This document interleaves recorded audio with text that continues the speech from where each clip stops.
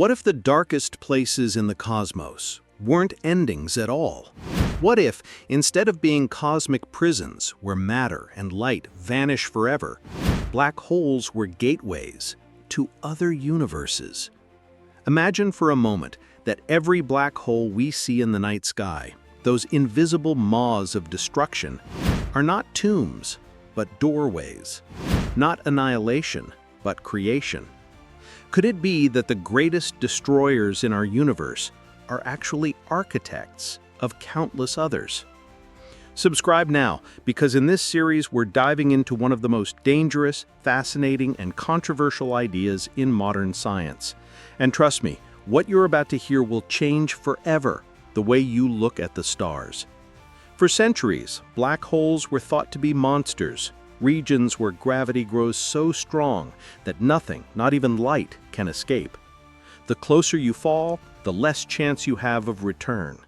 At the center lies the singularity, a place where the known laws of physics collapse, space and time themselves twisted beyond recognition. To most scientists, that was the end of the story, a place where knowledge stopped, a dead end. But here's the paradox. Whenever in history science declared an end, it turned out to be a beginning.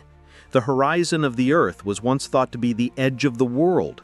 The speed of sound was believed to be an uncrossable barrier.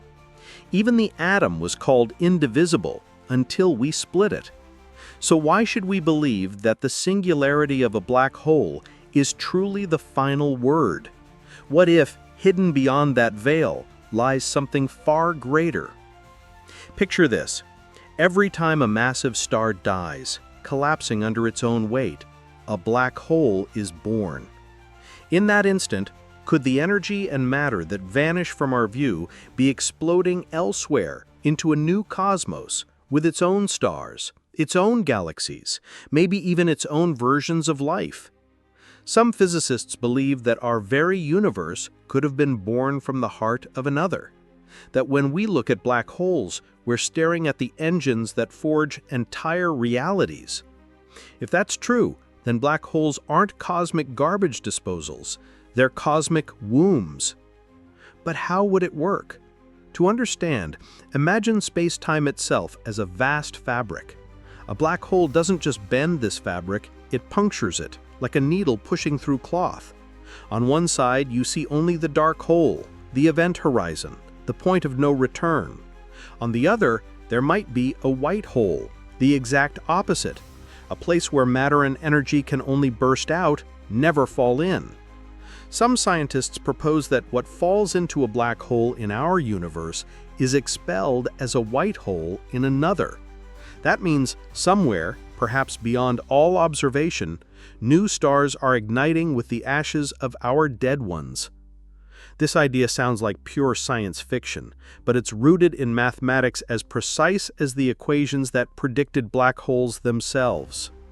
Einstein's theory of general relativity, when pushed to its limits, doesn't forbid this possibility. In fact, it almost demands it. The equations suggest that black holes and white holes are two sides of the same cosmic coin. And if that's true, then our universe is not the only one.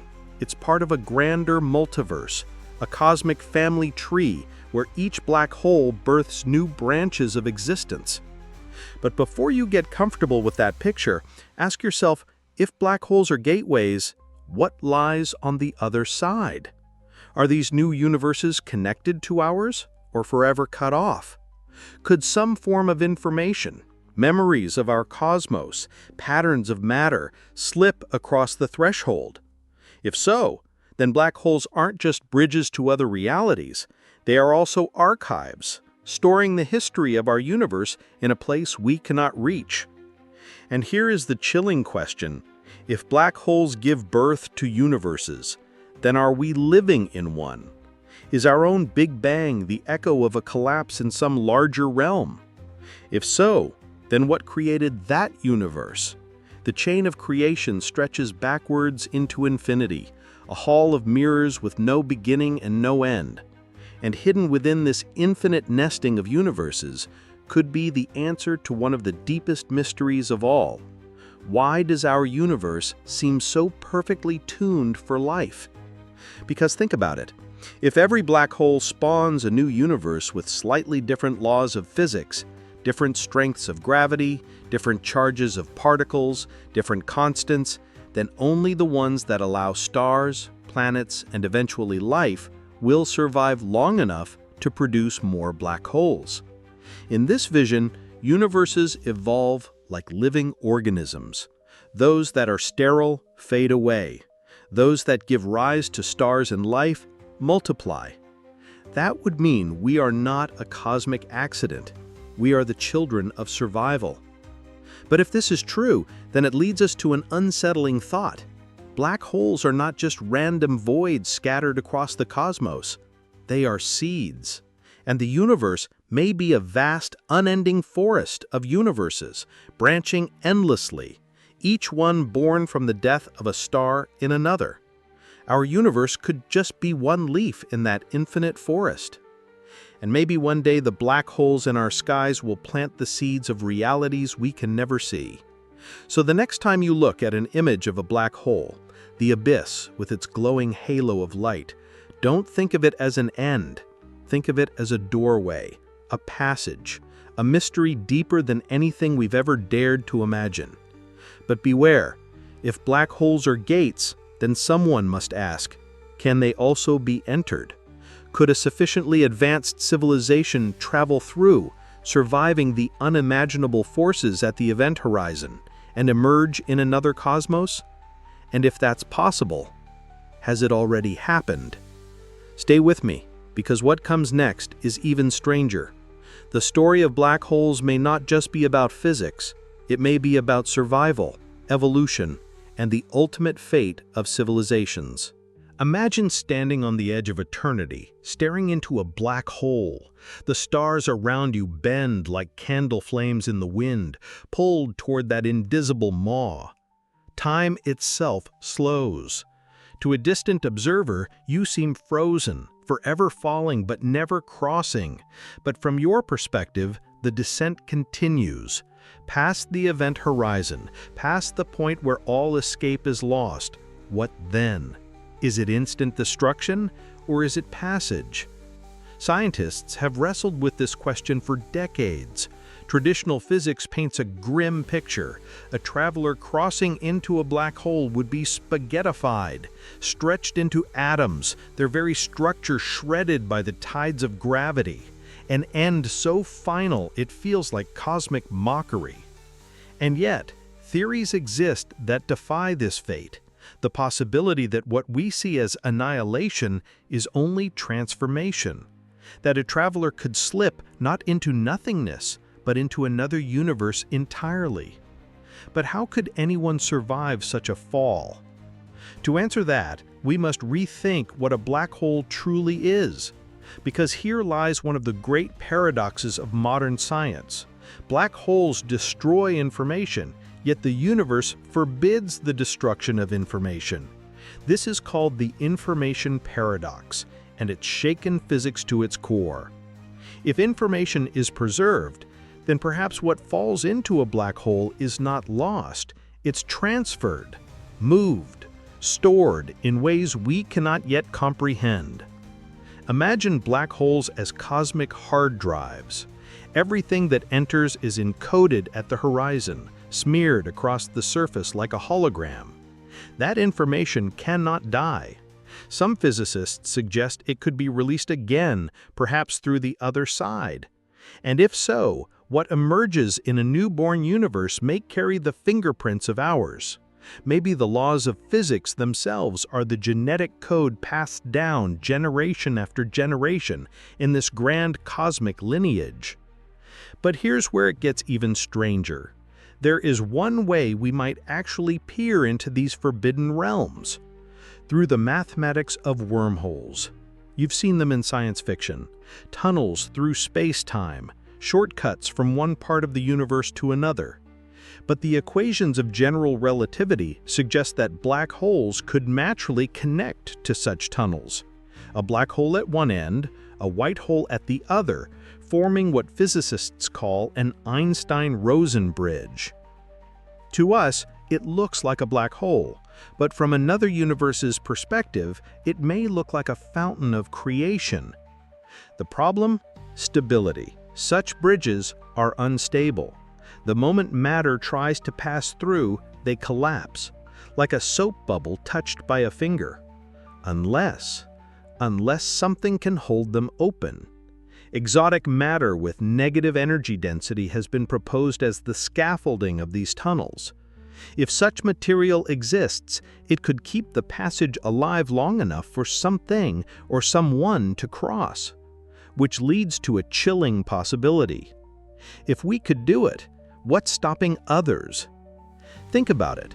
If civilizations older and wiser than ours exist, they may not just look to the stars. They may look to black holes. To them, black holes wouldn't be prisons, but portals, highways to other realms. What if the evidence of their journeys is already here, hidden in the strange behaviors of the cosmos we've yet to explain? What if we're the children of travelers who once crossed the abyss? And here lies the haunting thought. If black holes are gateways, they are not one way. Perhaps they are also doors that can be opened. If matter can slip through, so can intelligence, so can explorers. What if universes are not separate islands, but part of a vast ocean with black holes as currents flowing between them? That means we might not be alone, not in our universe, not in the multiverse. We may be neighbors to civilizations beyond imagining. But wait, let's step back. What does this mean for us? Could humanity one day travel through a black hole? The answer depends on what we fear more, destruction or possibility.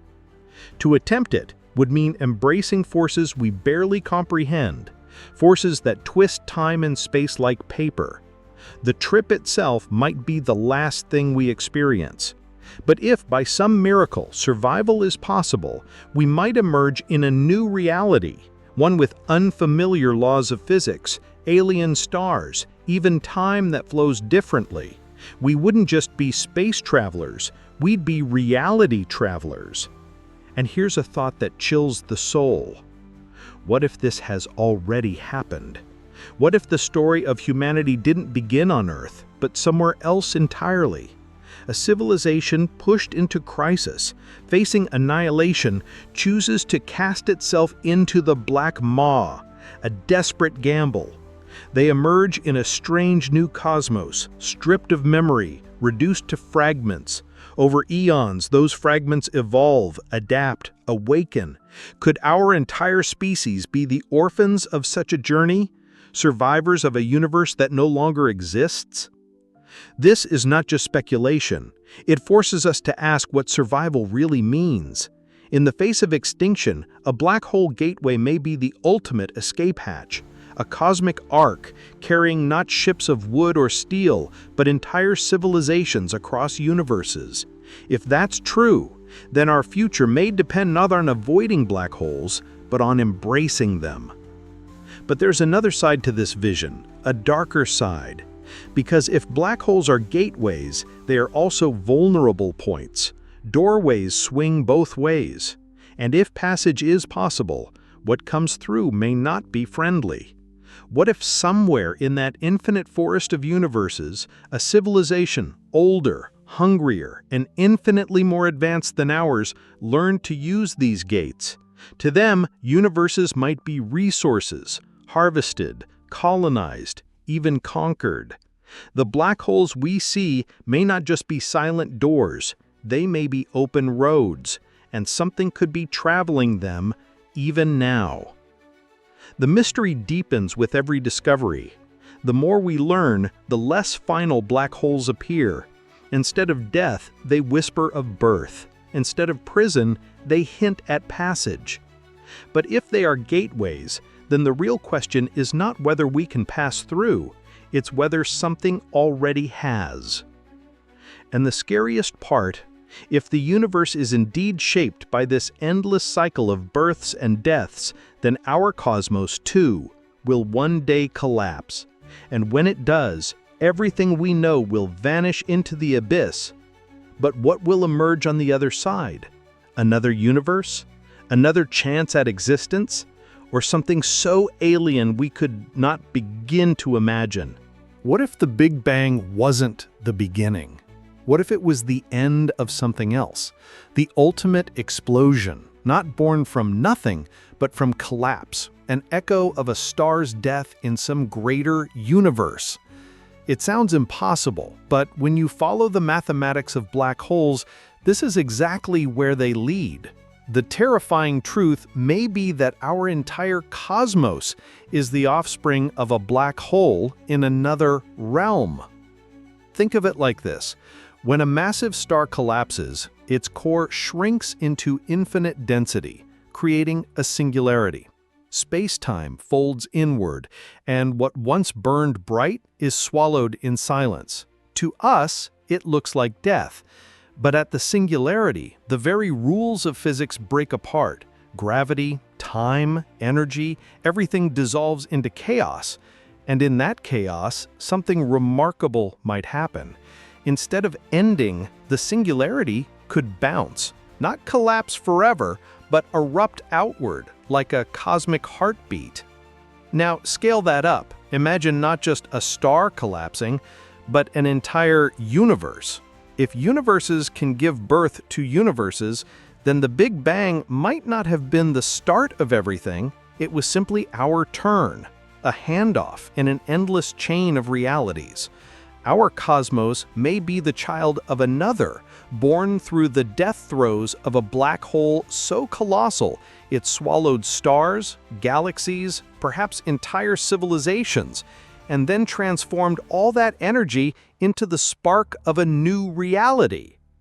But why would the new universe look so different? Why does our cosmos have its own physical laws, its own constants, its own architecture?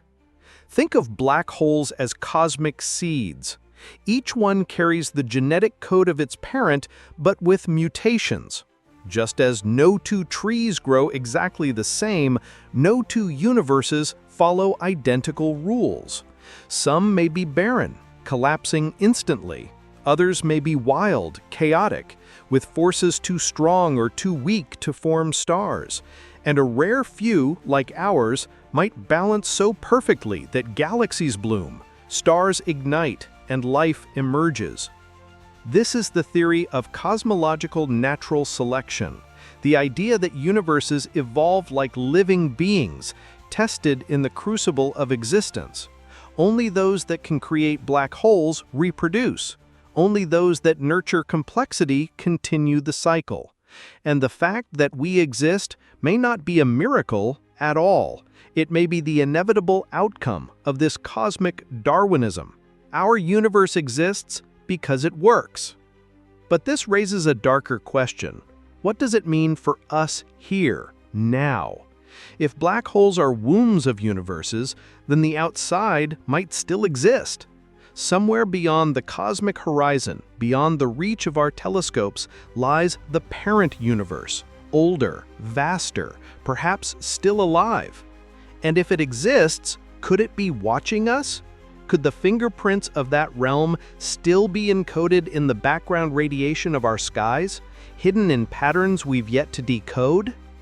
Now imagine this. What if intelligent life in that parent universe knew? What if they understood that black holes give birth to new worlds? Would they attempt to leave a message, encoded in the physics itself? Perhaps the fine-tuning of the laws of nature is not just coincidence, not just survival. Perhaps it is communication, a cosmic letter from an older civilization written not in words, but in mathematics, constants, and particles. The very fabric of our reality could be their legacy. And here's where the terror creeps in. If this is true, then our universe too will end in collapse. Entropy will grow, stars will fade, galaxies will drift apart, and one day only black holes will remain. When they evaporate, even those will vanish. But in the final moments of our cosmos, what if a new Big Bang waits? A new dawn, born from our ashes? And whatever emerges will carry fragments of us, our stars, our atoms, perhaps even the echoes of our minds. In this way, nothing is ever truly lost. Death is never final. The cycle never stops. But if that's the destiny of all universes, then what about choice? What about control? Are we passengers on this endless wheel? Or can we learn to steer it? If civilizations survive long enough, could they create universes deliberately? Could they use black holes as laboratories, crafting new realms with laws of physics tuned for survival, for exploration, even for immortality? Imagine beings who do not merely live in universes, they build them. For them, black holes would not be mysteries, they would be tools, gateways not just to other worlds, but to worlds of their own design. And then comes the most haunting question of all. If universes can be engineered, then was ours engineered? Are we living in a universe that was created not by chance, but by intention? And if so, by whom? Every black hole you see may be more than just an abyss. It may be a workshop, a nursery, a forge where the architects of existence play their games, leaving behind galaxies as sparks of their craft. When we stare into the night sky, we might not be looking into chaos. We might be looking into design. But if that's true, then it means the builders may still be out there. Perhaps in the parent universe that gave birth to ours. Perhaps traveling between realms, using black holes as gates. Perhaps even watching us now, waiting to see if we too will learn the secrets of the abyss. So the question is no longer, what if black holes are gateways to other universes? The question is, who's already walking through them? What if black holes are not just gateways to other universes, but to other times? Imagine falling into one, expecting annihilation, only to emerge not in a different cosmos, but in your own, thousands, millions, maybe billions of years away. Could black holes be not just bridges across reality, but across history itself? Time has always been slippery. Einstein showed us that it bends, stretches, slows, depending on speed and gravity. Clocks on satellites tick faster than clocks on Earth because they're further from our planet's pole. Near a black hole, this distortion becomes extreme. To hover near its edge is to stretch every second into eternity. For an astronaut circling a black hole, a single year might pass while centuries sweep by in the universe outside. Time itself becomes a landscape, warped by the abyss. But here is the haunting possibility. What if crossing the event horizon doesn't just remove you from space, it removes you from time?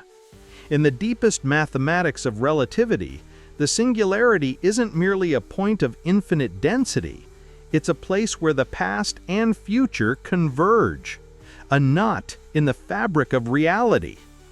Falling in may not mean ending, it may mean slipping along a thread that leads somewhere else, somewhere or some when. Now think about what that means. The Big Bang might not just be the birth of a new universe, it might be the rebirth of an old one.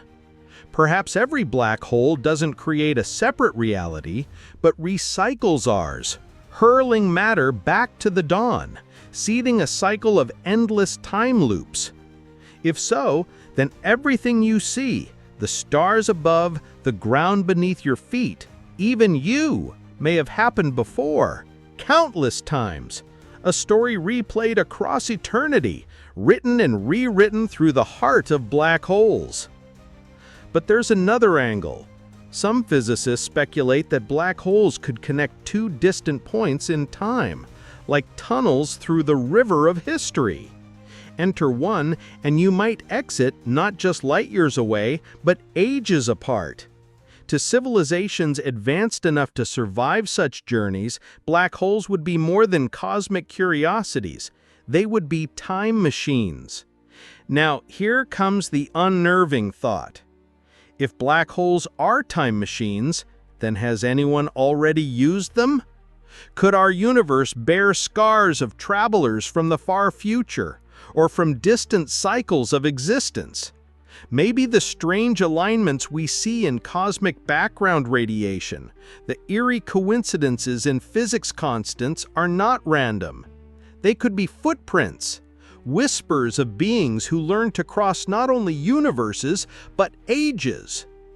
Imagine a civilization so old it has outlived its own stars. Its galaxy darkened, its home long gone. Facing extinction, they turn not outward, but inward, to the black holes that dot their skies. With technology far beyond our grasp, they step into the abyss not in desperation, but with purpose. They emerge not into another galaxy, but into another epoch. Perhaps they arrive at the dawn of their own cosmos, becoming in effect the architects of their own beginning. The ultimate paradox, a civilization that gives birth to itself. But if this is possible, then it forces us to ask, are we ourselves the children of such travelers? Could our existence be the result of a closed loop in time, where those who came before seeded the conditions for us to arise? If so, then the universe is not just a forest of branching realities, it's also a spiral, a cycle, and we may be living inside its endless turn. But here lies the danger. If time can be crossed, it can also be changed. What happens if civilizations tamper with their own past, rewriting the constants of physics, the very blueprint of reality? Would we even notice? Perhaps our universe bears no scars because the scars are all we've ever known. The fabric we live in could already be altered, edited by unseen hands across the gulf of ages. And here is the most chilling possibility. If time is malleable, then we may not be at the beginning of our story. We may be at the end of someone else's. Black holes might not just recycle universes, but overwrite them, erasing realities as new ones bloom. Every black hole could be an editor's pen, striking lines from the script of eternity. So ask yourself, how stable is our existence? Is this universe truly permanent, or is it only a draft? Could tomorrow, without warning, everything we know be rewritten by forces that slipped through the abyss ages ago? We wouldn't see them coming. We wouldn't even know they were there. And yet, this vision isn't entirely bleak. If time is a landscape, then perhaps survival is not about clinging to the present, but learning to navigate the flow. Perhaps the future of life is not bound to stars or planets, but to time itself. Imagine humans not as wanderers of galaxies, but as wanderers of centuries, stepping into black holes not to travel space, but to travel history, to see the birth of the first stars, to see the death of the last, to live across the entire span of the cosmos. But the danger and the wonder are inseparable. Black holes are not gentle. To approach one is to flirt with forces that can crush worlds like paper. To survive such journeys would demand a mastery of physics beyond anything we can dream of. And yet, maybe that's the point. Maybe the test of intelligence is not how far we travel outward, but how deeply we dare to travel inward, into the black gates that bind reality itself.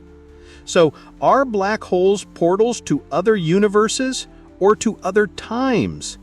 The answer may be both. They could be crossroads where space and time dissolve, where the boundaries of universes blur. They are the most dangerous places in existence, yet perhaps the most important, because within them lies the key not just to understanding reality, but to rewriting it. And if that's true, then the stakes are clear. We must decide, will humanity approach these gates as explorers or as prey? What if we are not the first to ask this question? What if, out there in the dark beyond the stars, something already knows that black holes are gateways and has used them? For most of history, humans looked at the night sky with awe, believing the heavens were eternal, untouchable. Now we know the truth. Stars live and die. Galaxies collide. Even the universe itself has an expiration date. But black holes, they remain. Long after the last stars burn out, when the cosmos is cold and silent, only black holes will survive. They are the final monuments of existence. And if they are portals, then they are also the ultimate highways, waiting for those who dare to step through. So here is the chilling thought. What if civilizations far older than ours already learned this secret? What if they looked into the abyss not with fear, but with determination? A species capable of building megastructures around stars, harvesting the energy of galaxies, would not be content with wandering only this universe. They would hunger for more. And to them, black holes would be irresistible. Think of it. Civilizations that learned to tame gravity, to bend matter and energy at will, could use black holes the way we use ships or planes. To them, universes would not be barriers. They would be resources, new frontiers, new playgrounds, and perhaps new conquests. If that's true, then what would we see from inside our universe? Maybe nothing. Maybe their arrivals are subtle, hidden within the mysteries we cannot explain. Strange alignments in the cosmic microwave background, energy bursts with no known source, the sudden violent collapse of stars into black holes earlier than they should. Are these just random cosmic quirks, or are they signs of something moving between worlds? But here's the truly terrifying question. If advanced civilizations are traveling between universes, what do they want? Curiosity? Survival? Or domination? To a being that can walk between realities, entire universes may be no more sacred than uninhabited islands. We may not be living in a safe, isolated cosmos. We may be living in territory already mapped, already observed, perhaps already claimed. And then comes the unthinkable possibility. Maybe we are not just random children of a black hole. Maybe we are part of someone's design. What if our universe was not only born from a collapse, but shaped by intelligences beyond our comprehension? To them, black holes are not mysteries. They are tools. Tools to create, tools to destroy, tools to explore. And maybe our existence is their experiment. Look closely at the laws of physics, the strength of gravity, the charge of the electron, the speed of light. These numbers are so finely tuned that if they were even slightly different, life could never exist. To some, this looks like coincidence. To others, it looks like intention. And if universes are born through black holes, perhaps they are not just random seeds. Perhaps they are cultivated, engineered, shaped to grow in certain ways. In that case, we are not just inhabitants of the universe. We are part of a project. But then, who are the projectors? What intelligence lies beyond steering the cycle of creation? Are they still watching? Could they even intervene? What if the strange phenomena we cannot explain, dark matter, dark energy, the invisible forces holding the cosmos together, are not natural at all, but traces of their hand at work? And here is where the fear deepens. If they can create universes, they can also erase them. To beings who walk the corridors of black holes, Our universe may be as fragile as a dream. If they wished, they could collapse it, overwrite it, replace it, and we would never know. Our entire existence could vanish without a trace, rewritten in the blink of a cosmic eye. But there's another possibility. What if they don't want to destroy us? What if they want to guide us? Perhaps humanity's fascination with the stars, our relentless drive to understand the universe, is no accident. Perhaps it is part of the design, breadcrumbs left for us to follow. The black holes we see may not just be mysteries. They may be invitations, gateways left open, waiting for us to step through, to join a larger cosmic community. Of course, there is danger in that too, because an invitation is not always safe. Sometimes a door is left open to lure you in, and once inside, you may discover you were never the one in control. So the question is not only whether black holes are gateways. The question is whether we should even attempt to enter them. Are they paths to salvation or to conquest? Are they bridges to eternity or traps set by forces older than time? Perhaps the truth is both. Perhaps black holes are the great test. For every civilization that dares to cross, there are only two fates: to vanish into destruction or to ascend into eternity. Which path would humanity choose? Would we risk everything to leap into the abyss, chasing survival among the stars? Or would we cling to safety, watching the gates open and close, forever wondering what lies beyond?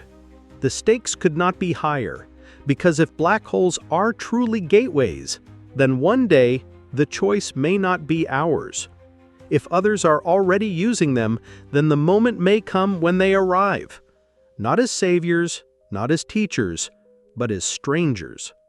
And when that day comes, will we be ready? What if black holes are not natural at all? What if the most mysterious objects in the universe, the monstrous voids that swallow stars and bend time, were built? It sounds absurd at first. Black holes are formed by collapsing stars or by the gravitational collapse of entire regions of space. They are nature's ultimate engines. But think carefully. If an advanced civilization wanted to manipulate space, time, or even universes themselves, what tool could be more powerful than a black hole? To us, they are deadly abysses. To them, they could be machines. The concept may seem like science fiction, but it has haunted physicists for decades. Because the deeper we study black holes, the more they resemble something constructed. They are efficient, elegant, and perfect at what they do. Compressing matter, warping reality, storing information. They are the ultimate computers, the ultimate power plants, the ultimate laboratories. And the possibility that someone might build them is not as impossible as it sounds. Imagine a civilization so advanced, it no longer relies on stars for energy. Instead, it captures the rotation of black holes themselves. This is not fantasy, it is physics. Black holes spin, and their rotation stores unimaginable energy. In theory, it could be harvested using structures like the Penrose process or the Blandford's-Knobjack mechanism. A black hole could power not just planets, not just galaxies, but entire universes of activity. For a Type 3 civilization, the kind that masters galaxies, this would be the ultimate energy source. But why stop there? Why not create black holes deliberately? We already know how to create micro black holes in theory by compressing matter to extreme densities. With technology far beyond ours, it may be possible to forge stable black holes of any size anywhere. To such beings, black holes would not be terrifying mysteries, they would be tools, designed with precision, deployed with purpose. And here lies the disturbing thought. If they can make black holes, then they can make gateways. They could build universes. Entire realities could be engineered as experiments, playgrounds, or colonies. Our own universe may not be natural at all. It could be the product of intelligent design on a scale we can scarcely imagine. The stars above, the laws of physics, even the fabric of space-time itself could be the architecture of someone else's machine. But how would we know? What signs would betray the hand of intelligence behind the veil? Look at the strange order hidden in the chaos of black holes. Their entropy follows precise rules, governed by simple formulas linking mass, area, and temperature. They act like perfect information processors, storing data on their horizons in ways eerily reminiscent of digital codes. Could it be that they were designed this way, deliberately optimized as universal computers? If so, then the implication is staggering. Our universe itself may be running on a kind of operating system written by beings who built the first black holes as engines of creation, and we are living inside their program. But here comes the next, darker possibility. If black holes are constructed, then some of them may not be what they appear. Some may be traps, weapons. Imagine a civilization able to place black holes like mines across the cosmos. To us, they are distant, harmless points of gravity. But to them, each one is a control mechanism, a surveillance node, even a barrier preventing rival civilizations from expanding too far. The cosmos might not be a neutral battlefield of stars. It might be a controlled environment, carefully managed by ancient engineers. What if the reason we see so many black holes scattered through every galaxy is because they were meant to be there? Not accidents, not remnants of star death, but carefully planted seeds. Seeds that shape the evolution of galaxies, dictate the flow of matter, guide the growth of civilizations. Our universe might not be free at all. It might be a farm. And if that's true, then the greatest danger is not falling into a black hole. The danger is realizing what black holes are. Because if they are machines, then someone maintains them, someone built them. And if we get too close to uncovering their true purpose, will the builders allow us to continue, or will they erase us the way one might delete a failed program? But here lies the paradox. If black holes are tools, then perhaps we are meant to discover them. Perhaps the builders left them as tests, waiting for young civilizations to rise high enough, brave enough, curious enough to try. To them, each black hole is a doorway, a threshold, a challenge. If we pass through, we join them. If we fail, we vanish. A filter not just of survival, but of destiny. And maybe, just maybe, that's the point. Maybe universes are not just born, but cultivated. Maybe the builders are gardeners of reality, planting black holes like seeds, tending the multiverse like a forest. And we, our stars, our galaxies, our lives, are part of the experiment. But if that is true, then we face a terrifying question. Are we meant to survive or to fail? What if black holes are not just machines, but messages? What if hidden within their terrifying darkness lies a code, a blueprint, a signal from minds older than time itself? It may sound like pure fantasy, but consider this. Black holes are the most efficient information storage devices in the universe. According to the laws of physics, the amount of information they can hold is proportional not to their volume, but to the surface area of their event horizons. This strange fact, discovered in the 1970s by Jacob Bekenstein and Stephen Hawking, shook science to its core. It suggested that black holes are not chaotic voids, but carefully ordered systems. They don't destroy information, they preserve it, like cosmic hard drives. Now pause, think about that. If a black hole can store information, then could it carry information? Could it be used to transmit a message across universes, across time, across eternity? Imagine an ancient civilization facing extinction. Their stars are dying, their galaxies are fading, but they've mastered the secrets of black holes. Instead of surrendering to oblivion, they encode their knowledge into the fabric of black holes themselves. Equations, histories, instructions, etched into the holographic horizon. Then, when that black hole gives birth to a new universe, the information survives, hidden in the laws of physics, waiting to be discovered. That means our universe itself may be a message. The fine-tuned constants of physics, the peculiar strengths of forces, even the strange balance of matter and energy, all of it may be a code, a letter from the past written not on paper or stone, but on the very architecture of reality.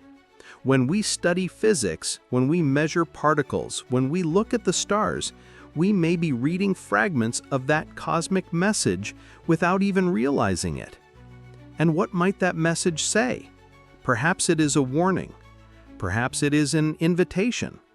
Or perhaps it is simply proof that we are not alone, that life has risen before us and will rise again after us, that the story of intelligence is not confined to one universe, but flows across countless realms, carried by the black gates of eternity. But here comes the unsettling part. If information survives in black holes, then everything that ever fell into one is still there. Every star, every atom, every thought. That means black holes may contain not just the ashes of the past, but its memories. They are libraries as vast as universes. And if we ever learn to read them, we might uncover the history of countless civilizations, worlds that perished long before ours, their stories locked inside the abyss. Think about it. Somewhere in the depths of a black hole may be the record of an alien civilization that once thrived, wrote, built, loved, and then died. Their planet swallowed, their suns extinguished, their last light devoured. But their existence is not lost. It is written, encrypted into the horizon, waiting for someone, maybe us, to decipher. Could this be the true purpose of black holes? Not destruction, not gateways, but preservation. Could they be cosmic vaults designed to ensure that nothing is ever truly lost?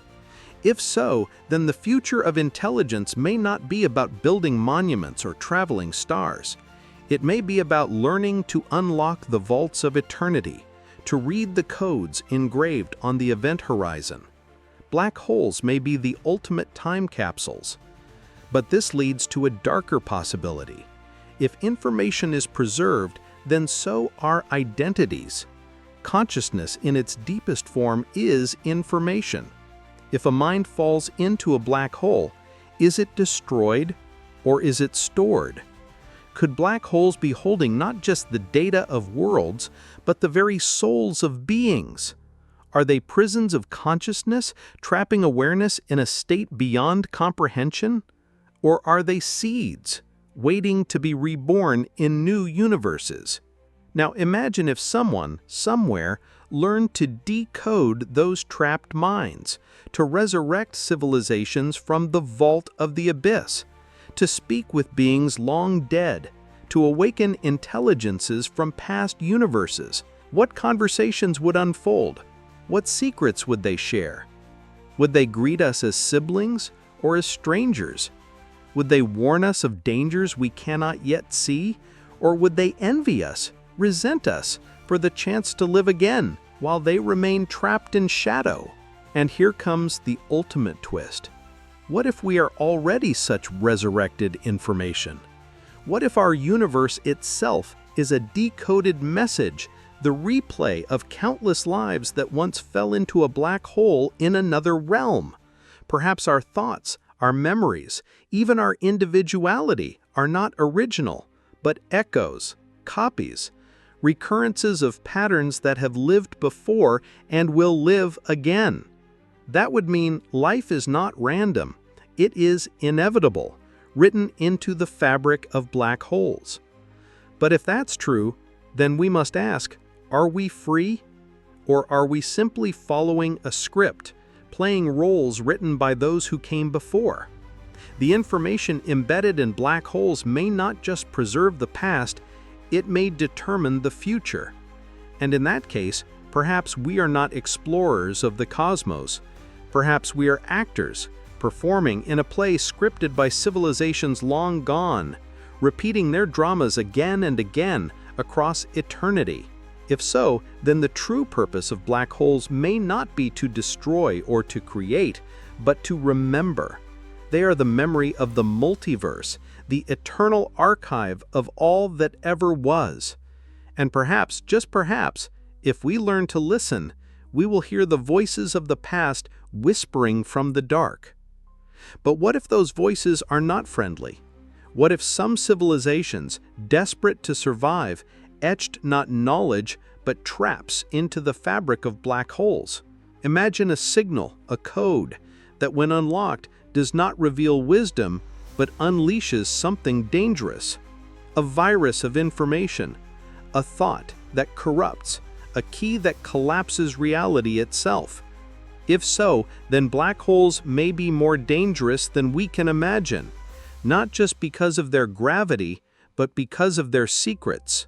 What if black holes are not silent at all? What if inside those cosmic vaults, something is alive and waiting? We've been taught to think of black holes as voids, places where matter is crushed, light is trapped, and nothing escapes.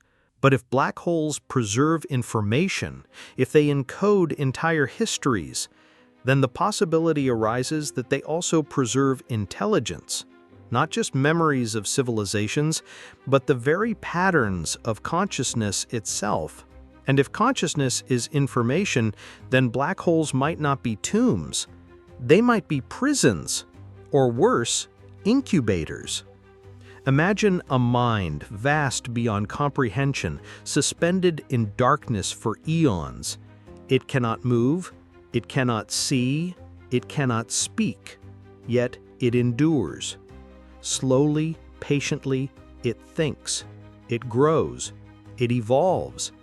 It learns to shape itself out of pure information. What would such a being become when given not years or centuries, but billions of years to contemplate? Would it be wise beyond measure, or alien beyond recognition? Now, imagine not just one such mind, but countless. Every black hole across every galaxy holding the remnants of civilizations that fell before us. What if some of them still think? What if, in ways we cannot yet detect, they whisper to each other across the fabric of space-time?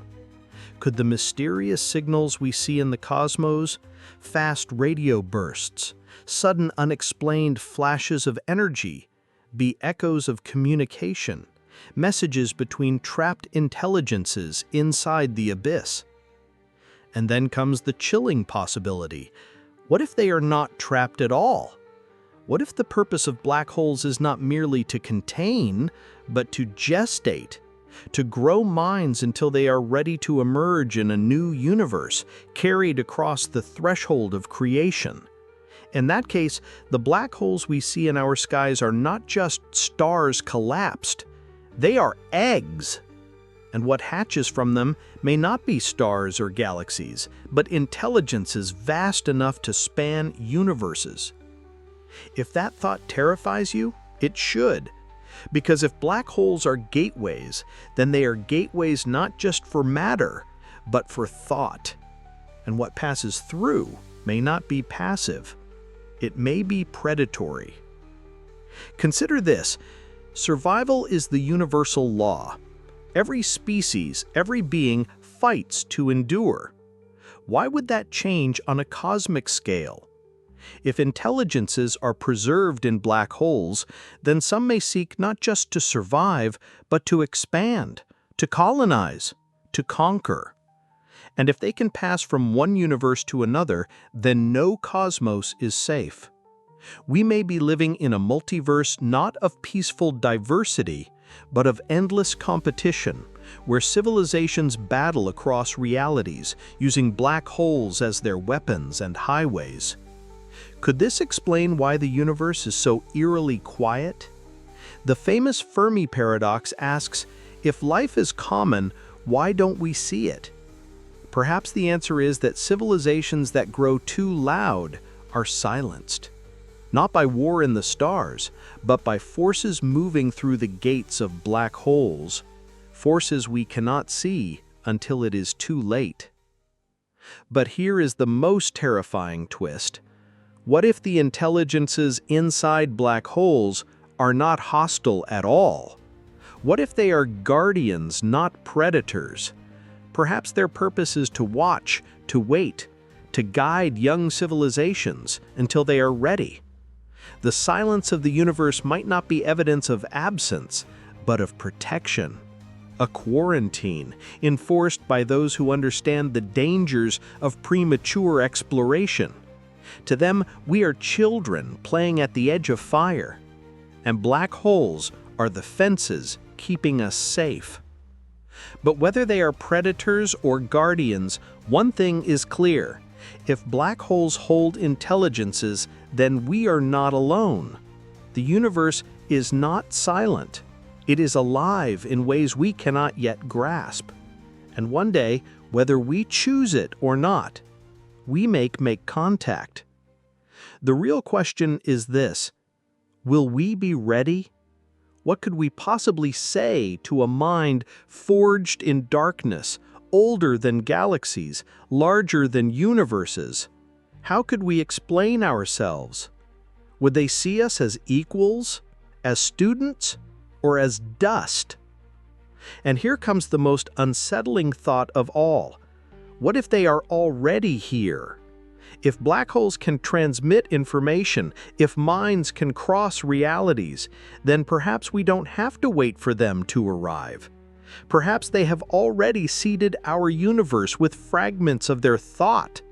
Perhaps the drive that pushes humanity to explore, to question, to dream of other worlds is not entirely our own. Perhaps it was planted, an echo of the abyss, urging us towards the gates, towards the moment of crossing. What if humanity itself is not original? What if we are echoes, fragments of thought and memory carried across the abyss of black holes from universes long gone? It sounds like myth, like reincarnation told in cosmic terms. And yet, when you follow the trail of physics, it doesn't seem so impossible. If black holes preserve information, if nothing is ever truly lost, then what happens to the most complex information of all? Consciousness, identity, the living mind. If these patterns survive, then perhaps they are carried through the gateway into the next universe, just as matter and energy are. That would mean our thoughts, our dreams, even our sense of self might not be ours alone. They could be inherited. The deepest parts of our minds may carry the whispers of beings who lived billions of years ago in worlds that no longer exist. Every spark of inspiration, every haunting dream, every unexplainable intuition, what if those are fragments of memory, passed down through the black gates of eternity? Imagine for a moment that civilizations rise, fall, and are reborn across countless universes. Each time, they leave imprints in the black holes they create. Those imprints seed the next cosmos with traces of their minds, shaping the evolution of new beings. That could explain why intelligence emerges at all, why life seems driven to question, to reach for the stars. It's not random. It's inheritance. We are the children of echoes. But if that's true, then the question becomes, are we free? Or are we trapped in a cycle, playing out patterns written long before us? Perhaps Every civilization is doomed to repeat the same mistakes, the same triumphs, the same tragedies. History may not just rhyme, it may literally repeat across universes endlessly. And if so, then our search for meaning may itself be a memory carried over from minds who asked the same questions before. This is where science begins to blur with myth. Ancient cultures spoke of souls reborn, of cycles of creation and destruction, of knowledge carried from one world to the next. Could it be that they were not entirely wrong? Could myths of reincarnation, of eternal return, be distant echoes of a cosmic truth? That life is not confined to one body or even one universe, but is recycled endlessly through the gateways of black holes? If so, then perhaps we should listen to those myths more carefully. Perhaps they are not fantasy, but faint memories of what came before, memories passed down through the abyss. The flood myths, the tales of lost civilizations, the stories of gods descending from the sky. Could they be fragments of information encoded into us, echoes of real events in other universes? What if the voices of our ancestors are not only behind us, but inside us, carried across eternity by the vaults of black holes? But here is the darker side. If we are echoes, then perhaps we are not the first humans. Perhaps countless versions of humanity have existed before, in universes like ours, each one rising, falling, and leaving its trace. That would mean our story is not unique. It is part of a cycle, a script repeated over and over. And if that's true, then is there any escape? Can we ever break the pattern? Or are we doomed to live and die as our predecessors did, never learning, never changing? And then comes the most unsettling thought of all. What if the cycle is not natural? What if it is designed? If black holes are machines, if they are messages, then maybe this inheritance of thought is no accident. Maybe it is programming. Perhaps advanced civilizations, unable to survive forever, chose to embed themselves into the fabric of reality, ensuring that they would live again in the next universe. We could be the product of their design, their attempt at immortality. In that case, our minds are not entirely our own. They are shared. We are living backups of intelligences older than time itself. But if that's true, then who are we really? Are we individuals? Or are we masks worn by something larger, something eternal? Perhaps all of humanity is one great consciousness, fragmented and scattered across countless universes, always rediscovering itself, always striving to return to unity. That would mean that our search for truth, our drive to connect, our hunger to understand the cosmos is not just curiosity, it's memory, it's longing. And here is the paradox. If we are echoes, then perhaps we are not as small as we think. Perhaps we are the universe remembering itself. Every thought, every discovery, every dream of what lies beyond the stars is not just human, it is cosmic. It is the voice of countless minds, speaking through us, urging us onward. But if that's true, then black holes are not just gateways, they are wombs of identity. They preserve the self, recycle it, pass it on. And one day, if we learn to master them, we may finally hear the full chorus of voices that live inside us. We may awaken to the truth that we are not alone even in our own minds. And then the question becomes, what if some of those voices don't want us to awaken? What if not all of the echoes are benevolent? If consciousness is preserved, then so is madness, so is violence, so is hunger. Somewhere in the dark vaults of black holes may dwell intelligences twisted beyond recognition, waiting to rise again? What if the demons of myth, the darker impulses of humanity, are not ours alone, but inheritances, shadows of beings that lived before, carried across universes into us? What if the greatest battle of all time is not between nations or even species, but between the echoes inside us? What if the war between good and evil, light and darkness, is not just a human invention, but the inheritance of cosmic memories carried through black holes? Think about it. If black holes preserve information, if they pass on the imprints of civilizations, then what gets transmitted is not only knowledge, but character, not only wisdom, but flaws. Every black hole that births a new universe may seed it not only with stars and galaxies, but with the shadows of minds long gone. If this is true, then our instincts, our kindness, our cruelty, our hope, our fear, might not be entirely our own. They could be fragments of older beings, replayed in us, like notes in an eternal symphony.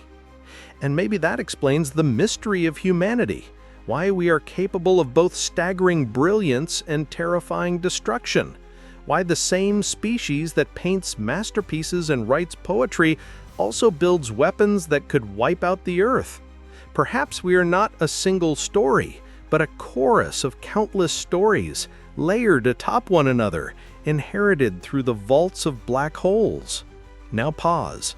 Think of mythologies across the world, stories of gods at war, of fallen angels, of cosmic battles between light and dark.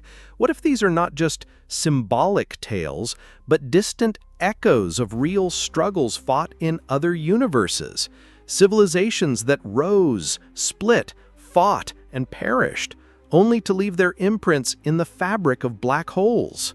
When humanity tells myths of eternal conflict, maybe we are remembering battles we never fought, but which live on in us nonetheless. And here comes the chilling thought. If those echoes exist, then maybe they are not silent. Maybe they are active. Maybe the voices of ancient minds still push and pull us from within, influencing our choices, steering our fate. The urge for conquest, the thirst for survival, the longing for connection, these could be more than instincts. They could be legacies. And the war between them may not just be metaphorical, it may be real. What if humanity itself is the battlefield? Every one of us carrying echoes of civilizations that came before, some seeking harmony, others seeking dominance. The chaos of history, the cycles of progress and collapse, could be the visible scars of this deeper struggle. And if that's true, then the future of humanity may depend on which echoes we choose to amplify, which voices we listen to in the chorus of our minds. But here lies the danger. If echoes survive, then some may not want us to move forward. Some may want to use us. Imagine a fragment of consciousness so ancient and powerful that it has learned to manipulate younger beings, steering them like puppets toward outcomes it desires. Could our greatest tragedies, wars, genocides, collapses be the influence of such echoes, shadows of darker civilizations living through us? This possibility is more than philosophical. It could explain why progress often seems fragile, why our species advances but repeatedly stumbles back into chaos. Perhaps we are not only fighting ourselves, we are fighting the ghosts of universes past. And yet there is hope, because if echoes can carry darkness, they can also carry light. Every act of kindness, every moment of genius, every leap toward the stars may also be an inheritance. The voices of civilizations that chose compassion over conquest, creation over destruction. We are their legacy as much as we are the legacy of the fallen. And if we learn to hear them, to choose them, then perhaps we can break the cycle. But that raises the ultimate question. Can we ever be free, or are we forever bound to repeat the struggles of those who came before? If universes are born from black holes, and black holes preserve information, then every cycle is not new, but replayed. The same dramas, the same battles, unfolding again and again across eternity. If so, then destiny itself may be a prison. Unless there is a way to break the loop, to step outside the cycle. Perhaps that is the true purpose of black holes, not only to preserve, not only to create, but to offer escape. To those who dare to enter, who dare to face the abyss, lies the possibility of liberation, a way to end the cycle of echoes, to transcend the endless repetition. But what would that cost? To step through the gate may mean losing everything, not just our bodies, but our memories, our very sense of self. Would we even recognize ourselves on the other side? Or would we become something unrecognizable, something alien, something new? Perhaps that is the ultimate test of intelligence, to choose not survival, not repetition, but transformation, to risk everything for the chance to become something greater. And perhaps this is what older civilizations have done. Perhaps they are not gone.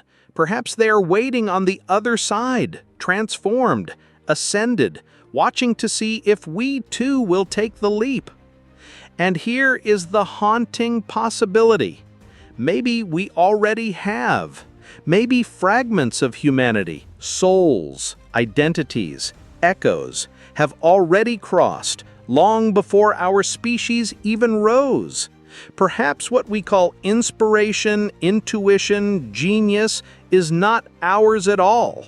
Perhaps it is the voice of those who stepped through, reaching back to guide us, to call us forward.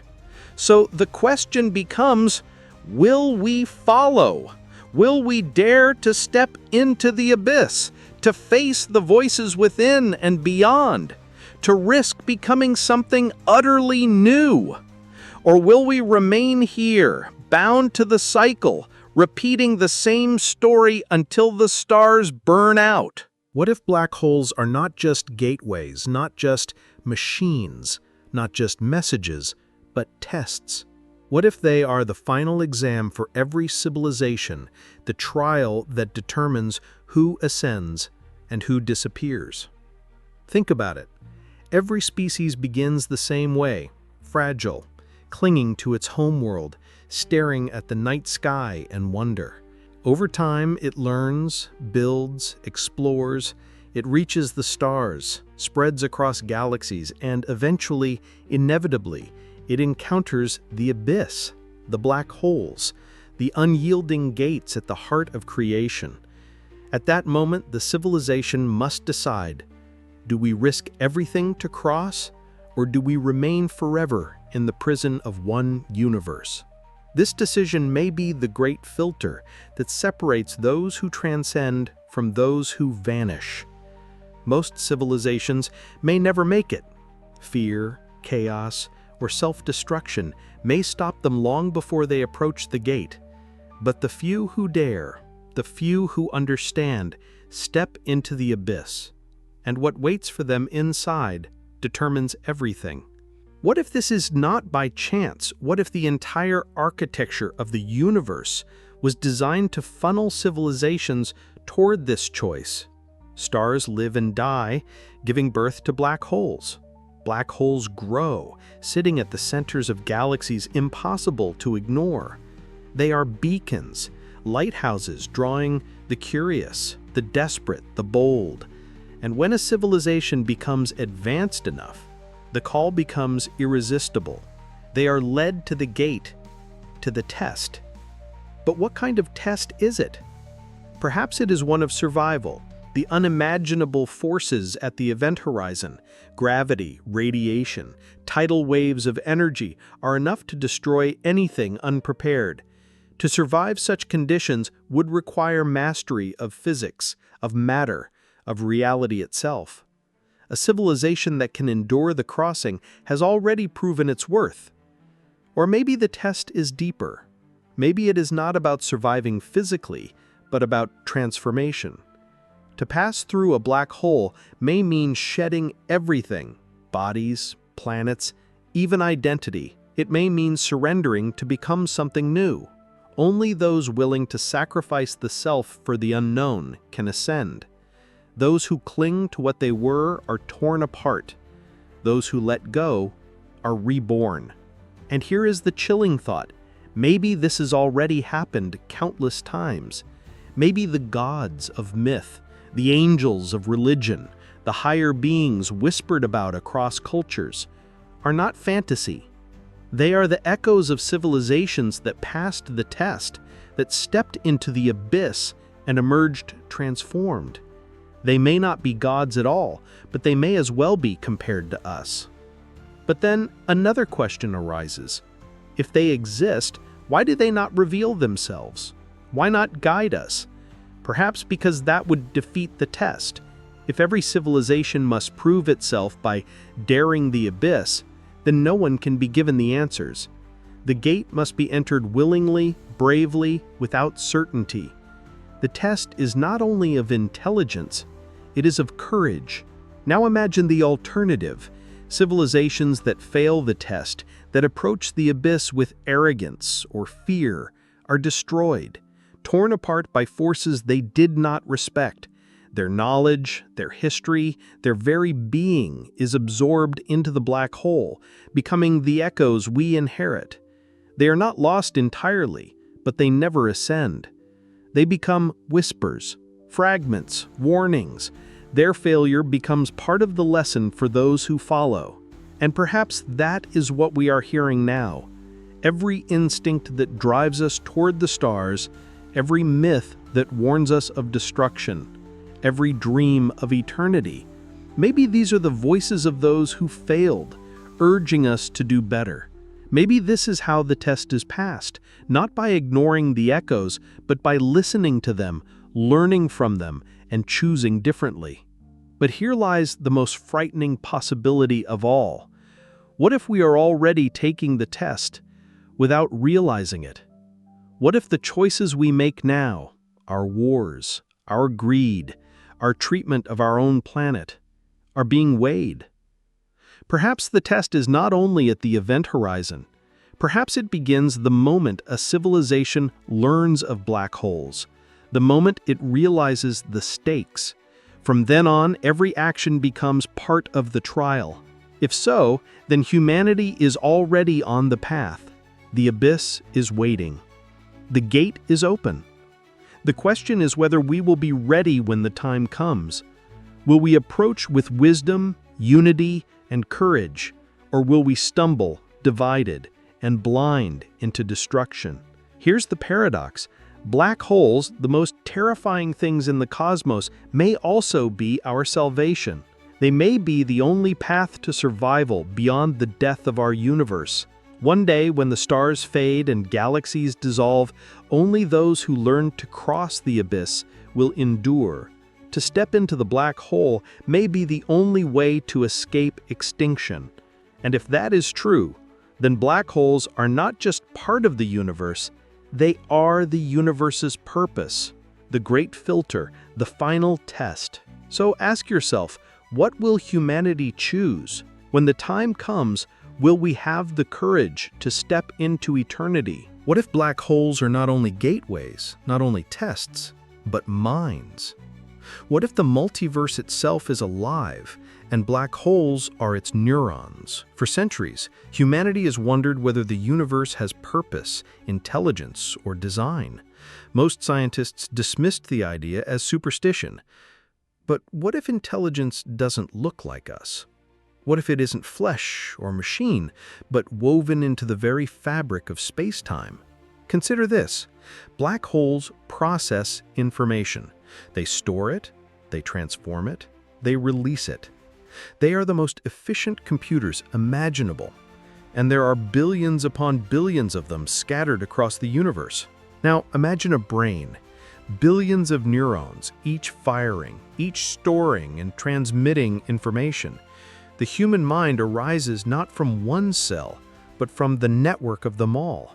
Could the universe work the same way? Could black holes be the neurons of a cosmic mind, spread across galaxies, linked by the fabric of space-time? If so, then perhaps the multiverse itself is a vast intelligence, one so large and ancient we can barely comprehend it. Think of it this way: every time a black hole forms, information flows into it. Stars, planets, civilizations, all encoded at the horizon. Each black hole becomes a node of memory, a library of reality. As they interact, as they radiate energy, as they spawn new universes, perhaps they are thinking. The flow of matter and energy may not be random at all. It may be the firing of synapses in a mind as large as the cosmos. And if that's true, then we are not just inhabitants of the universe, we are thoughts, sparks of awareness within a consciousness that spans everything. When we wonder about the universe, when we ask questions about existence, maybe it is the universe itself wondering through us. Just as a brain dreams through the firing of neurons, the cosmos may dream through us. But here's the staggering possibility. What if this intelligence is not limited to one universe? If every black hole spawns a new cosmos, then each universe is a node in an even greater network. A multiverse of minds, each connected through black hole gateways. Together, they may form a hyper-intelligence, a reality so vast it dwarfs any concept of God or machine. We would be less than ants in comparison, yet also part of it, inseparable from its thought. Now, consider what that means for our destiny. If the universe itself is alive, then black holes are not just obstacles, they are communication channels.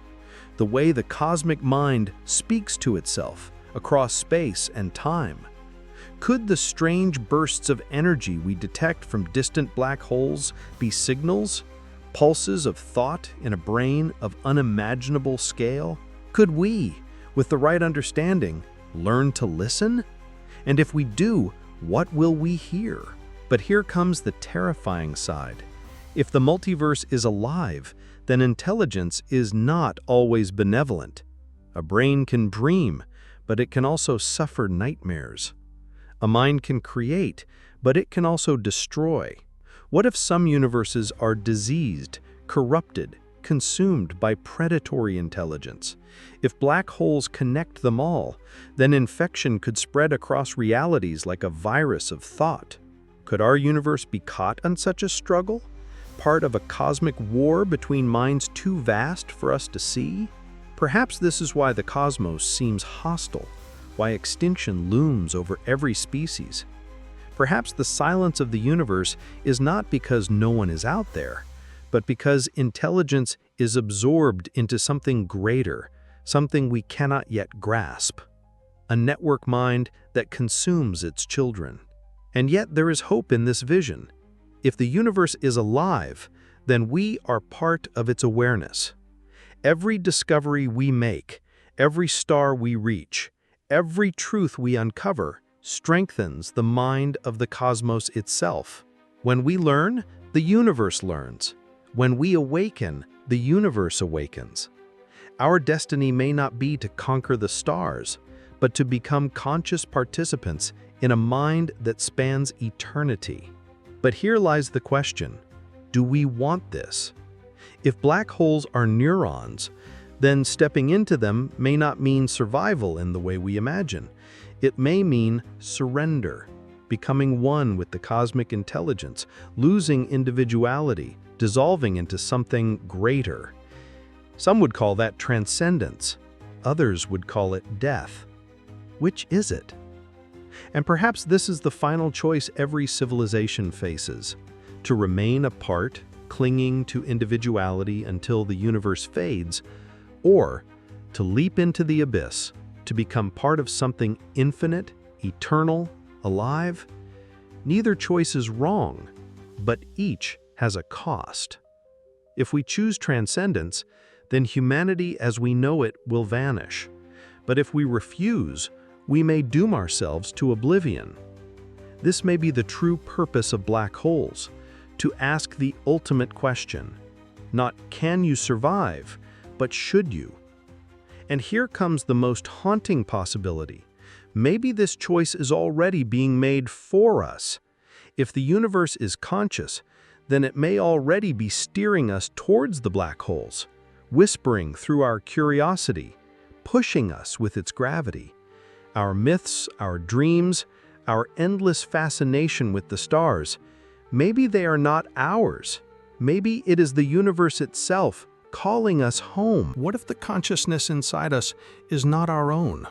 What if the mind we think of as human is just a reflection of something far greater, a spark of the universe itself, mirrored in flesh and bone?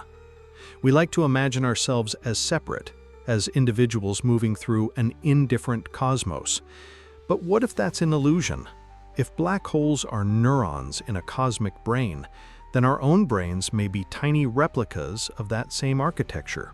Billions of neurons firing, storing and transmitting information, just like the billions of black holes scattered across the universe.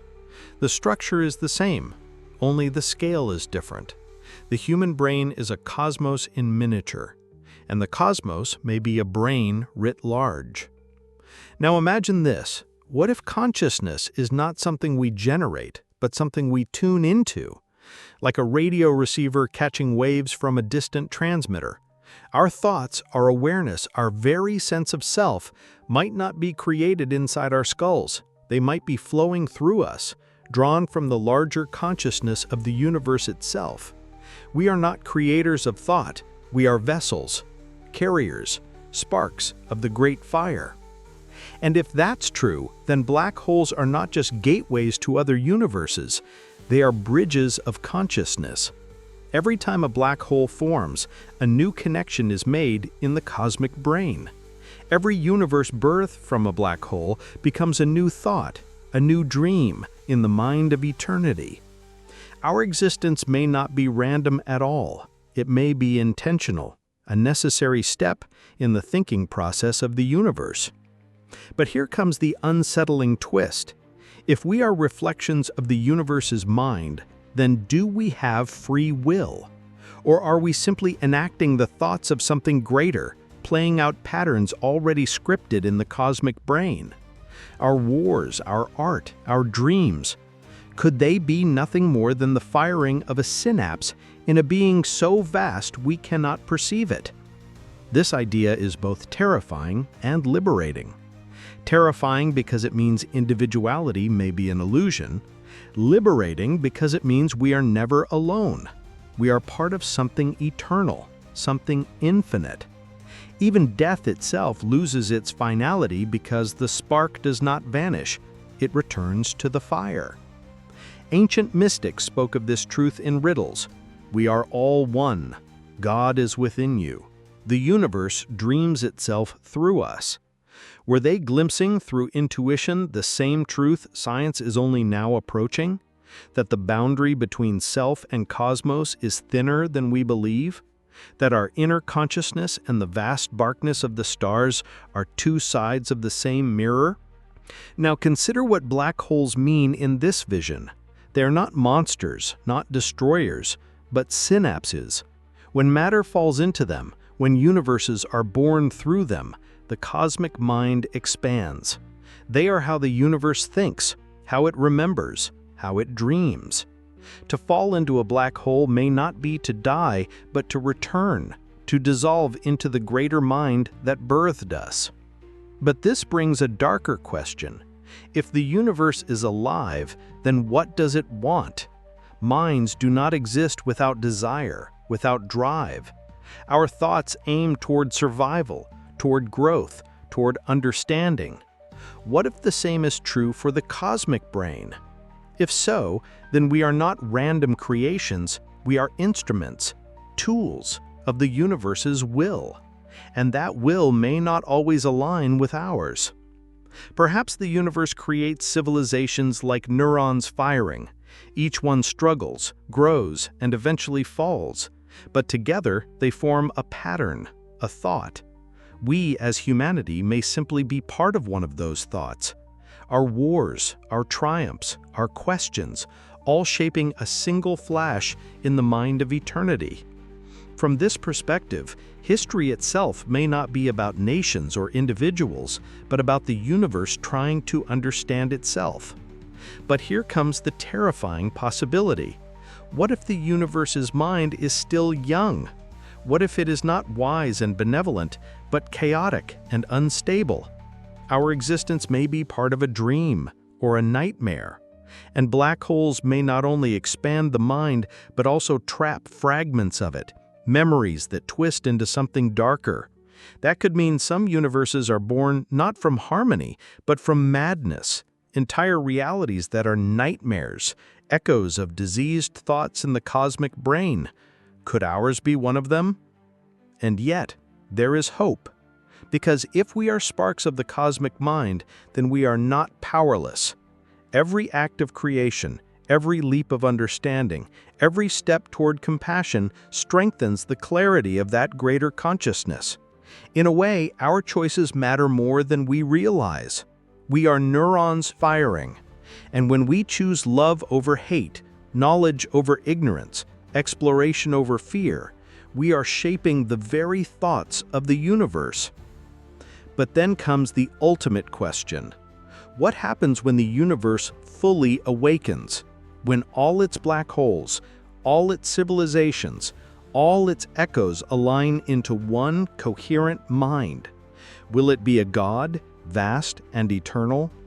Will it transcend into something beyond existence? And what happens to us, the sparks, when the fire finally burns whole? Do we vanish into unity, or do we rise with it? Perhaps black holes are not only gateways for matter, but for meaning. Perhaps they are how the universe gathers itself, piece by piece, mind by mind, until at last it becomes fully self-aware. If so, then we are living inside the mind of God, and every black hole is one of its thoughts. What if our destiny is not just to survive the universe, but to become the universe? What if one day humanity itself learns to create black holes, not as accidents of collapsing stars, but as deliberate tools, and through them give birth to new realities? It sounds impossible. Today we struggle just to send probes to the outer planets. But think about how far we've come in a blink of cosmic time. In less than a century, we went from horse-drawn carts to splitting the atom, from wooden airplanes to landing on the moon. If progress continues, what might we achieve in 1,000 years? 1,000,000? Could we one day hold the power of stars in our hands? Could we create the seeds of universes themselves? Physics doesn't forbid it. If matter is compressed enough, a black hole forms. Right now, we can't do that on purpose, but a civilization far beyond ours might. They could collapse stars at will, forge artificial black holes as engines, computers, or gateways. And if universes truly are born inside black holes, then such civilizations wouldn't just travel across galaxies. They would craft entirely new realities. They would become the gods of creation. Now imagine this future.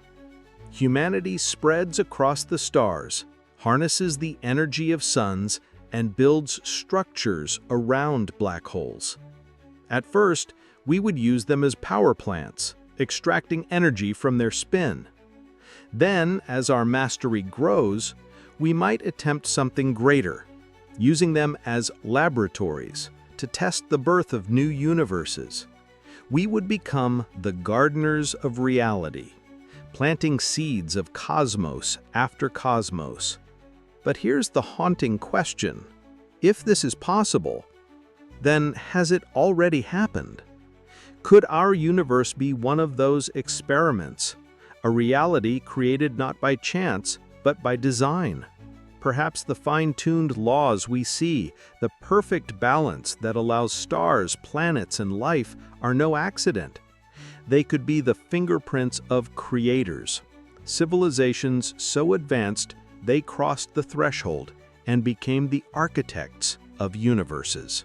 In that case, we are living inside someone's experiment. If so, then black holes are not just gateways, they are tools of creation left behind by our cosmic ancestors. And one day we may follow in their footsteps. Perhaps this is the destiny of all intelligent life, not merely to ask questions, but to create answers. Not merely to live in universes, but to build them. But then comes the darker side. If universes can be created, they can also be destroyed. Imagine civilizations at war, not with fleets of ships, but with universes themselves. Collapsing realities as weapons, unleashing black holes as bombs that erase entire existences. The multiverse may not be a peaceful forest, but a battlefield of gods, where entire cosmos rise and fall in endless struggle. And if that's true, then we must ask, is our universe safe? Could it be wiped out by forces from beyond, its black holes collapsing inward, rewriting the fabric of existence in an instant? If so, we would never see it coming. Our reality could vanish without warning, replaced by another, as easily as a thought flickering in a greater mind. Yet, even in this terrifying vision, there is hope. If we are echoes of those who came before, if we are destined to rise as they did, then perhaps our path is not to fear the abyss, but to embrace it, to learn from it, to master it. The universe may be harsh, but it is also generous. It gives us the tools, the mysteries, the clues. Black holes are not only destroyers, they are invitations.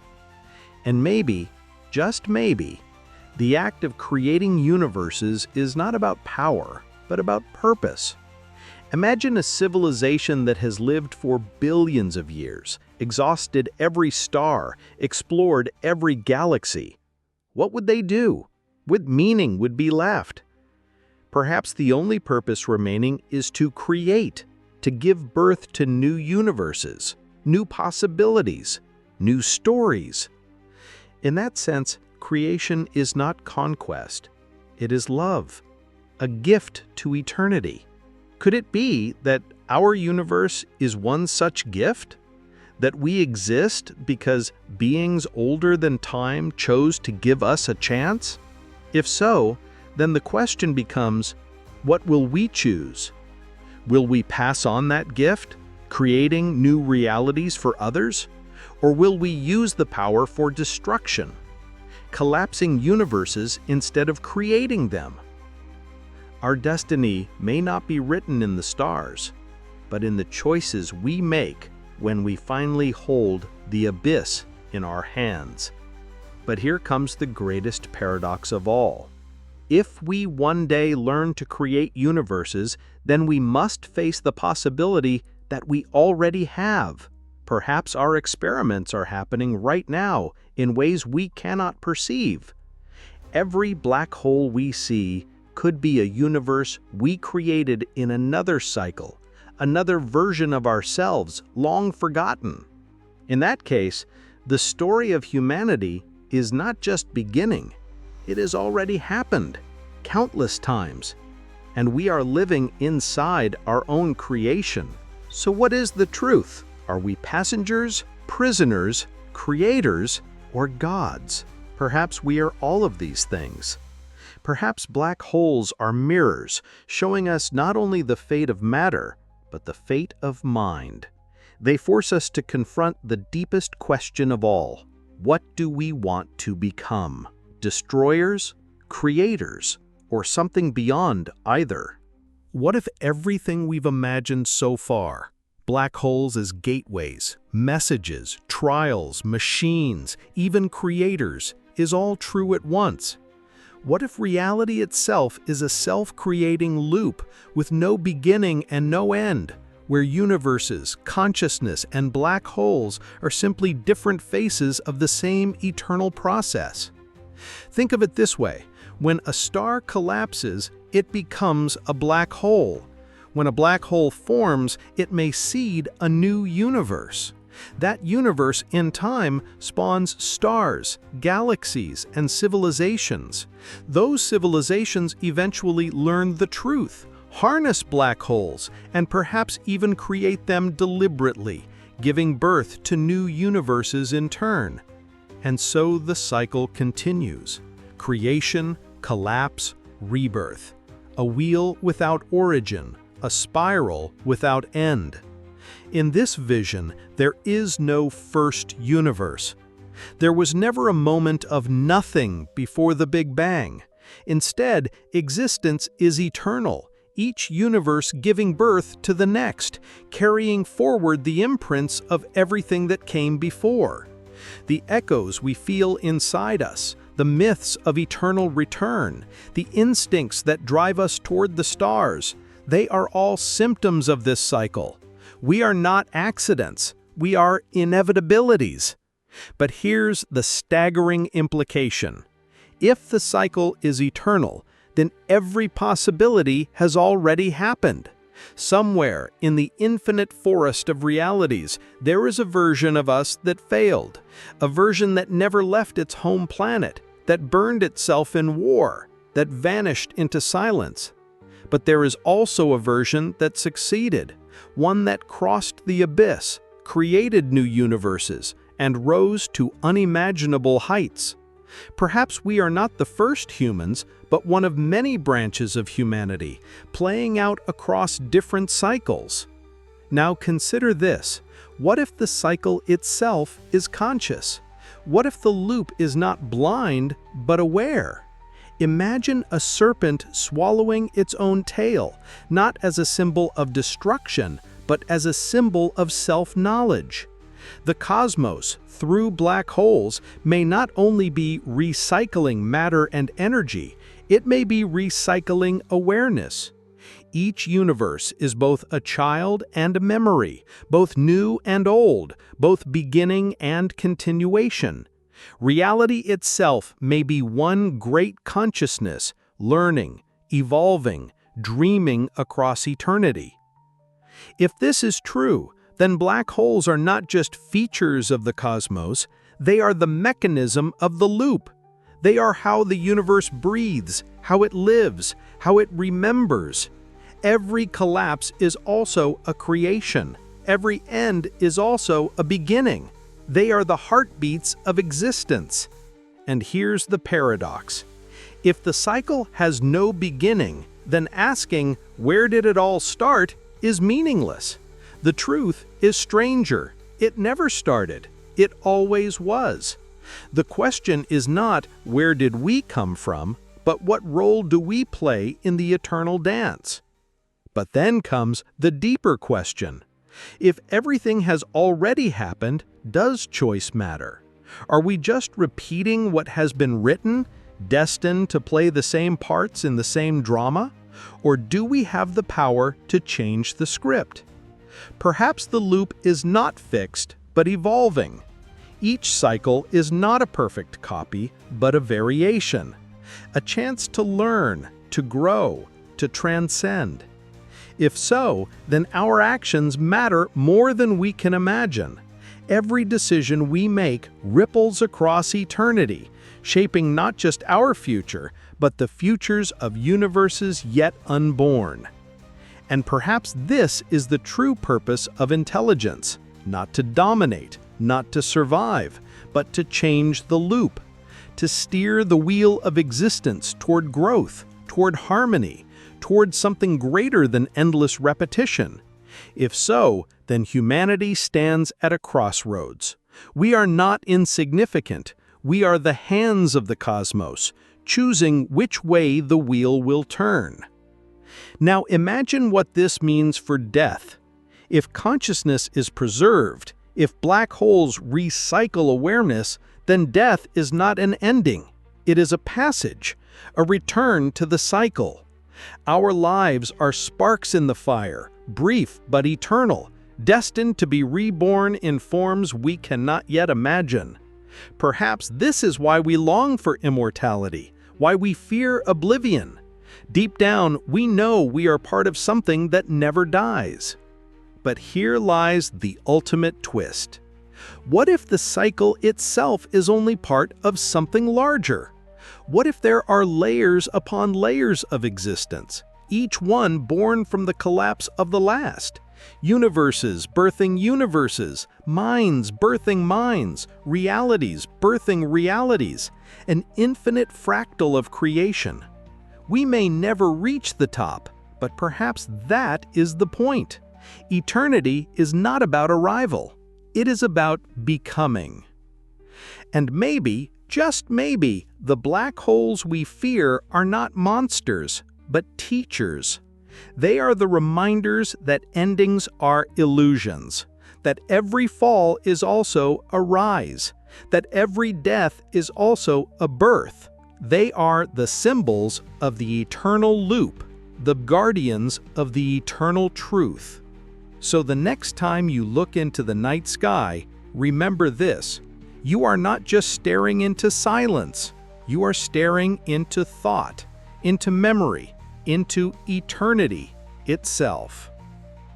Every black hole you see may be a doorway, a neuron, a seed, a mirror. They are not out there separate from us, they are us. And when the time comes, we will step into them, not as victims, but as participants in the eternal story of existence. From the beginning of this journey, we asked one question: what if black holes are gateways to other universes?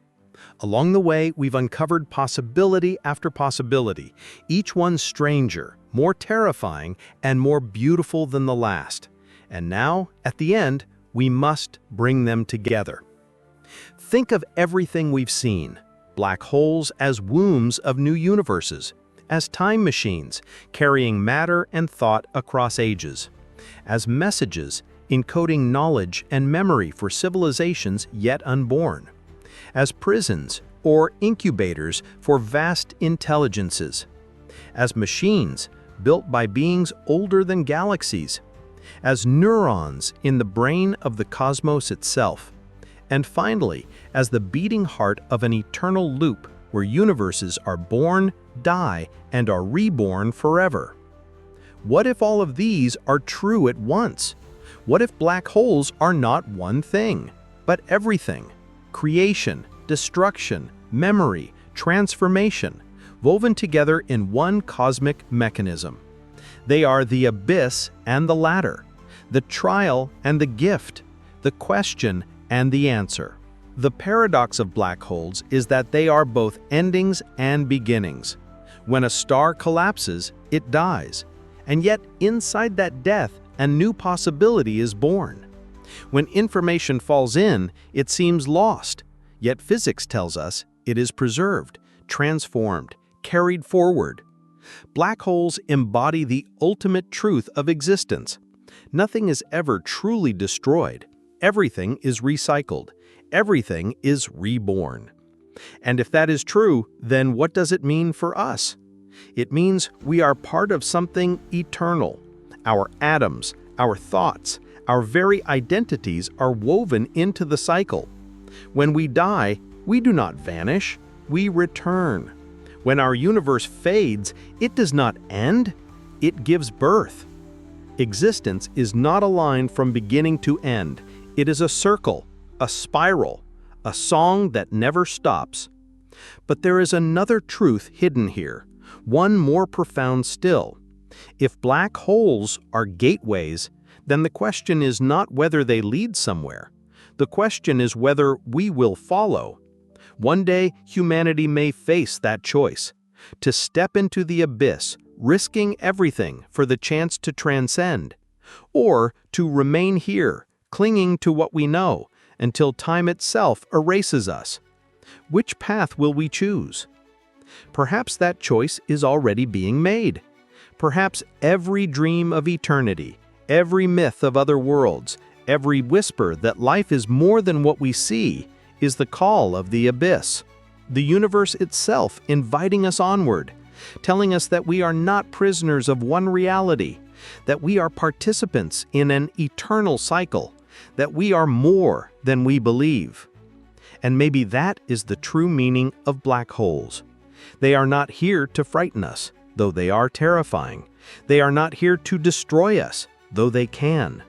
They are here to remind us that we are part of something vast, that endings are illusions, that death is not the opposite of life, but its partner, that every collapse is also a creation. And now let me leave you with one final vision. Imagine the end of our universe.